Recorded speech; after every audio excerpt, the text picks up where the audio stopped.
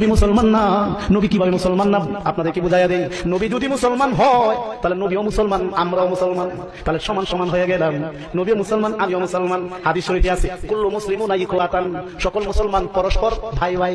যদি নবী মুসলমান হয় তাহলে নবীও মুসলমান, আমিও মুসলমান, নবী আমার ভাই হয়ে যায়। আওয়াজ দিয়ে বলুন, নবীরে ভাই বানাইলে ঈমান থাকবে না চলে যাবে? এখন আওয়াজ দিয়ে বলুন, নবী যদি ভাই হয় নবী স্ত্রীগণ হয় ভাবি। দর্শক শ্রোতা, এতক্ষণ পর্যন্ত এক বক্তার বয়ান শুনলেন। তিনি বলতেছে যে আমার নবী সাল্লাল্লাহু আলাইহি সাল্লাম নাকি মুসলমানই ছিলেন না। নাউজুবিল্লাহ। এগুলো গাঁজাখড়ি বক্তা, এগুলো কোথা থেকে আসে এটা আমাদের বুঝে আসে না। এ সকল গাঁজাখড়ি বক্তা যারা উম্মাহকে পথভ্রষ্ট করার জন্য, উম্মাহকে আকীদাকে নষ্ট করার জন্য বিভিন্ন পদ্ধতি অবলম্বন করে গুমরাহ করতে যাচ্ছে, এটা প্রকৃতপক্ষে এদেরকে আমরা আলেম হিসাবেই গণ্য করি না।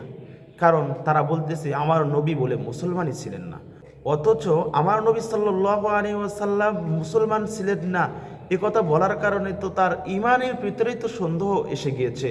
সে কি আসলে সেই বক্তা কি মুসলমান নাকি অন্য কোনো ধর্মের মানুষ? প্রকৃতপক্ষে যারা সুন্নি তারা এমন কথা বলতে পারে না আমার নবী মুসলমান ছিলেন কিনা। এটা কোনো প্রশ্ন হলো আমার নবী মুসলমান ছিলেন কিনা? আরে ইবাদত কবুল হওয়ার জন্য তো মুসলমান হওয়া শর্ত, এটা যেই হোক না কেন। আমার নবী সাল্লাল্লাহু আলাইহি ওয়াসাল্লামকে আল্লাহ তাআলা নবী হিসাবে পৃথিবীতে পাঠিয়েছে। এখন কি এটা বলার অবকাশ থাকে যে আমার নবী মুসলমান ছিলেন না? নাউজুবিল্লাহ। আমার নবী মুসলমান ছিলেন না, কি ছিল? সে কি প্রমাণ দিচ্ছে যে আমার নবীকে যদি মুসলমান মানা হয় তাহলে আমরা পরস্পর ভাই হয়ে গেলাম। যে নবী আমাদের ভাই হলো, তাহলে নবীর বউ আমাদের ভাবি হলো। এটা কোনো যুক্তির কথা? এই যুক্তিতে যদি ধরা হয় তাহলে তো তোমার বাবাও তো তোমার ভাই হবে, তোমার মাও তো তোমার ভাবি হবে। কি এটা কি মানবা? এটা কি মানবা? তাহলে তোমার বাবাকে বলো তোমার বাবাও মুসলমান না। তাহলে ধরো, এটাও তো যুক্তির আলোকে আসে। তাহলে তোমার বাবাকে কি মানবা?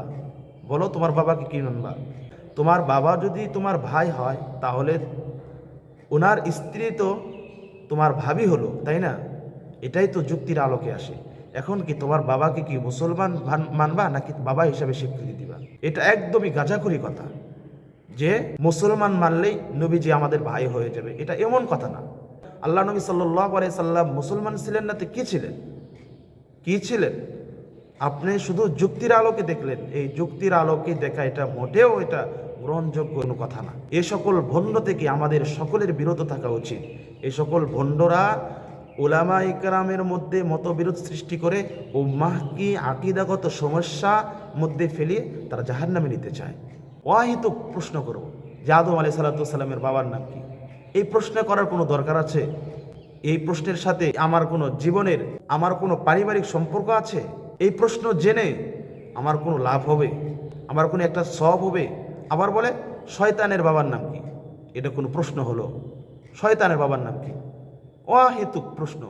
এগুলো অহেতুক প্রশ্ন, আজগুবি প্রশ্ন থেকে আমাদের সকলকেই বিরত থাকতে হবে। এ সকল ভণ্ড থেকে আমাদের সকলকেই বিরত থাকতে হবে। সেই জন্য আমি এটা সচেতনমূলক একটি ভিডিও বানিয়ে আপনাদের সামনে তুলে ধরলাম। আপনারা সকলে ভিডিওটি শেয়ার করবেন, অন্য সকল মানুষের সামনে ভিডিওটি আপনারা পৌঁছে দিবেন, কেননা এ সকল ভণ্ডকে চিহ্নিত করা দরকার। ভালো থাকুন, সুস্থ থাকুন। আসসালামু আলাইকুম ওয়া রাহমাতুল্লাহি ওয়া বারাকাতুহু।